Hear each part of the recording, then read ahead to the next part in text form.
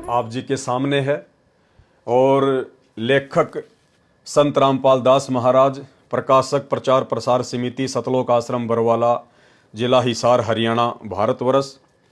अब हम गुरुदेव भगवान के आशीर्वाद से जो खुलासा परमपिता परमेश्वर जी ने इस पुस्तक में अपने कर कमलों से किया हुआ है, हम गुरुदेव भगवान के आशीर्वाद से उन्हीं के द्वारा किए गए सरलार्थ को पढ़ेंगे और जहां भी परमात्मा आवश्यक समझेंगे तो दास को निमित्त बनाकर खुलासा भी करवाएंगे। और भाई और बहनों, चूंकि ये सतगुरु रामपाल जी परमेश्वर जी के कर कमलों से अनुवाद किया गया है, हमारे गुरुदेव भगवान के कर कमलों से ये पुस्तक लिखी गई है, इसलिए यदि हम इस पुस्तक को वैसे भी पढ़ेंगे, चाहे आप जी स्वयं पढ़ो, चाहे परमात्मा दास को निमित्त बनाकर वीडियो के माध्यम से जो पढ़वा रहे हैं, तो इसके पढ़ने मात्र से भी हम लोग बहुत सारे पुण्य के भागी बनते हैं।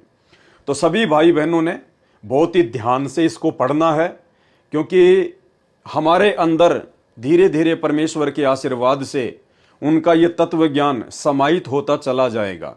हमें ये सब कुछ नॉर्मल लगेगा कि खाली हम इसको पढ़ ही रहे हैं, लेकिन ये सामान्य बात नहीं है। इसको पढ़ते पढ़ते पढ़ते पढ़ते कब परमेश्वर का ज्ञान हमारे अंतःकरण में उतर जाएगा हमें पता भी नहीं चलता है। तो परमेश्वर जी के कर कमलों से किए गए अनुवाद को सभी भाई बहन ध्यान से अवश्य पढ़ें। भूमिका: परमात्मा से सब होत है, बंदे से कुछ नाही, राई से पर्वत करे, पर्वत से फिर राई। यानी इस ब्रह्मांड में केवल परमात्मा ही सब कुछ कर सकता है। बंदा यानी जीव, जीव की कुछ भी औकात नहीं है, 2 कौड़ी का प्राणी है। और बंदा, इंसान, जीव 21 ब्रह्मांड में काल से लेकर एक भिखारी तक सभी हैं। उसमें राजा महाराजा भी आ गए, 33 करोड़ देवी देवता भी आ गए, ब्रह्मा विष्णु महेश भी आ गए, दुर्गा और खुद ये काल भी आ गया। तो इस परमेश्वर के अलावा 21 ब्रह्मांड में सब के सब बंदे हैं, 2 कौड़ी के जीव हैं। और परमेश्वर ही सब कुछ करने वाले हैं, उसके बिना कुछ भी संभव नहीं है। वो राई से पर्वत करे, पर्वत से फिर राई, राई से पर्वत यानी छोटी सी चीज को परमात्मा पहाड़ जैसा बना दे, और पहाड़ जैसी आफत को, संकट को, परेशानी को परमात्मा राई जैसा हल्का कर दे। ये परमेश्वर जी के गुण हैं। राम नाम की लूट है, लूटी जा तो लूट, पीछे फिर पछताएगा, प्राण जाएंगे छूट। यानी आज धरती पर स्वयं ये राम, ये आदि राम सतगुरु रामपाल जी परमेश्वर जी उतरे हुए हैं। और परमेश्वर जी ने हमारे को लूटने के लिए सतनाम दे दिया, प्रथम नाम दे दिया, भक्ति का ज्ञान दे दिया। तो कहते राम नाम की लूट है, लूटी जा तो लूट, और पीछे फिर पछताएगा, प्राण जाएंगे छूट। ना जाने कब ये मिट्टी का शरीर आप और हमारे से छूट जाए, उसके बाद केवल पछताना ही शेष रह जाएगा। क्योंकि इस मिट्टी के शरीर से परमेश्वर ने केवल हमसे भक्ति करवानी है, अन्यथा इस मिट्टी के शरीर की कोई वैल्यू नहीं है, कोई कीमत नहीं है। इसकी कीमत केवल इसी में है कि हम परमेश्वर की भक्ति करके हम इस मिट्टी के शरीर से अपनी आत्मा का कल्याण करवा सकें। भक्ति बिना क्या होत है, भ्रम रहा संसार, रति कंचन पाया नहीं, रावण चलती बार। अब रावण से बड़ा तो कोई नहीं हो सकता। यहाँ पर रावण के पास में जितना धन था, जितनी संपदा थी, जितनी संपत्ति थी, जितने उसके ऐसो आराम थे, जितनी उसके पास में सिद्धियां थी, तो परमेश्वर ने रावण का उदाहरण देकर यह बताया कि रावण जैसे धन धान्य से परिपूर्ण और रावण जैसे रिद्धि सिद्धि से युक्त तुम लोग लाख जन्म भी नहीं हो सकते। और वो रावण भी अंत में खाली हाथ गया, रति कंचन पाया नहीं। रति कंचन मतलब चूंटी भर भी सोना वो रावण अपने साथ में नहीं लेके जा सका, जिस रावण ने 48 किलोमीटर ऊंची सोने की लंका बनाई हुई थी। तो गुरुदेव भगवान कहते हैं भक्ति बिना क्या होत है, भ्रम रहा संसार, कि अगर तुझे कुछ प्राप्त भी करना है तो वो भी परमात्मा की भक्ति से ही प्राप्त होगा। उस रावण से भी असंख्य गुणा सुख, संपदा, रिद्धि और सिद्धि तुझे सतलोक में मिलेगी।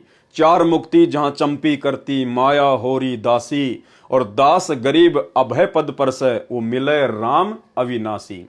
तो परमेश्वर जी ने यहां बिल्कुल साफ कर दिया कि इस मनुष्य जीवन की उपयोगिता केवल और केवल सच्चा गुरु धारण करके सत भक्ति करके अपनी आत्मा का कल्याण करवाने में है।